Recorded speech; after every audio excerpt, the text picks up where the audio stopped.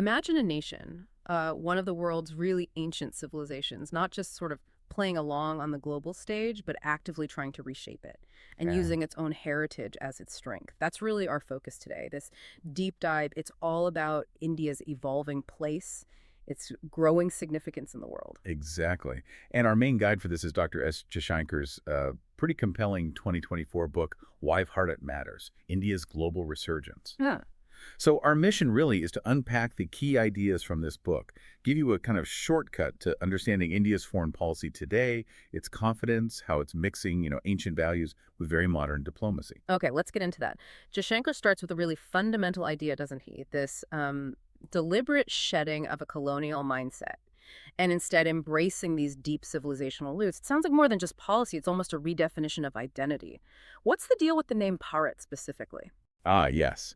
That's absolutely central to his argument. He's saying that by using Bharat, India isn't just picking an old name, it's asserting a unique civilizational identity, one that kind of pushes back against those post-colonial ways of seeing India.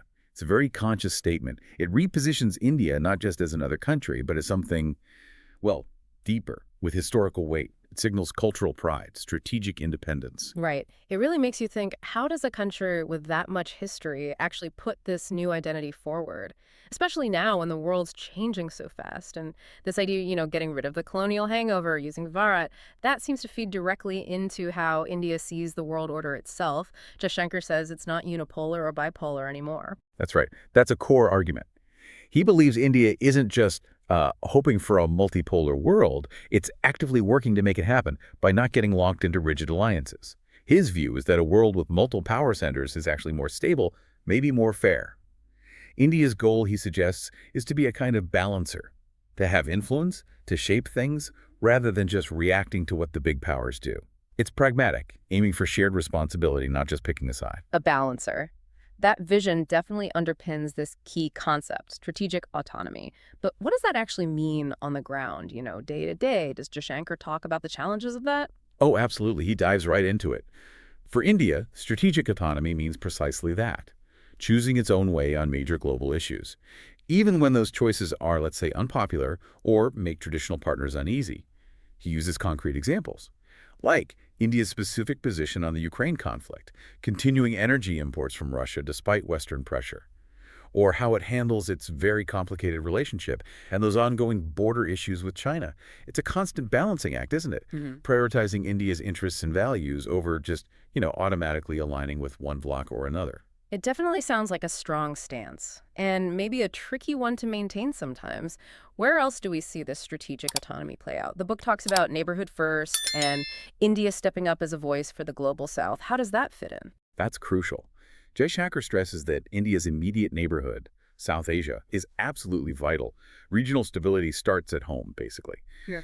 But beyond that, yes, India is very consciously positioning itself as a leader, or at least a leading voice, for the global South. Those nations that historically haven't had as much say, whose views often get overlooked. It's about building collective influence for nations that have felt marginalized, amplifying voices that might challenge the old ways of doing things, on everything from climate change to global trade, maybe even how global institutions are run.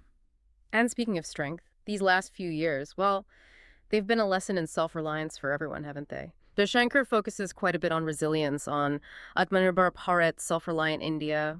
What's the core message there?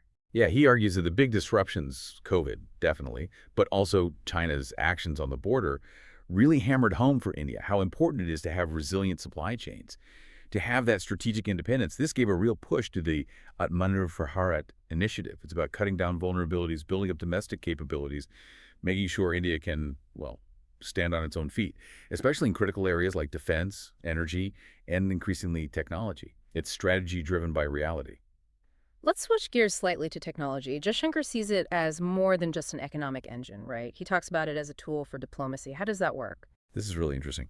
He highlights how India is deliberately weaving its tech progress into its foreign policy. The standout example is its digital public infrastructure, things like UPI, the payment system. That's not just about convenience. It's presented as a model for other countries, a way to empower people, bypass old systems, offer a new path for financial inclusion globally. It could potentially disrupt the established players.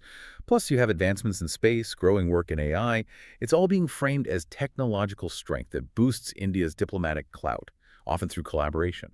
And it's not all about hard power or tech, is it? India has this immense cultural heritage. How does Jaishankar see that being used? Cultural diplomacy, soft power? Does he argue it's effective? Very much so. He strongly emphasizes that India's culture is a huge, unique asset. He points to things everyone knows, like yoga, but also Ayurveda, the philosophical depths in Sanskrit texts, Indian philosophy generally. These aren't just cultural exports in his view. They're actively used as tools of soft power, a way to build connections, extend India's influence, and relate to people worldwide on a different level. It complements the strategic stuff. So, pulling it all together, the book's overall tone, its vision, what's the big picture Jaishankar is painting, and who's he trying to reach with this book? Well, the tone is clearly patriotic, it's strategic, and is very much looking forward. He writes with a lot of clarity, pulling from his own deep experience in diplomacy, using real examples. But his purpose seems broader than just explaining policy. It feels like a call to action almost, for all Indians to understand foreign policy, not just see it as something for the elites in Delhi. He frames India's global rise as something that affects everyone, a national project.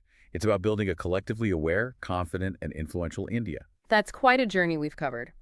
Looking through the lens of why Bharat matters, we see India really trying to actively shape its future, and maybe the world's future too, doing it with a very distinct approach based on that civilizational identity and a real insistence on strategic autonomy. And this really does matter for you, the listener, because understanding where India is heading, Yeah. well, it's crucial in this interconnected world. It touches on global stability, the shifting balance of economic power, the tech changes that are coming fast, all of it. Absolutely. So maybe here's something to think about after we wrap up. Given India's push for a multipolar world and its determination to stay strategically independent, what could that mean down the road for traditional alliances, for how other countries decide to position themselves globally? It's definitely something worth mulling over. It's a story that's still unfolding.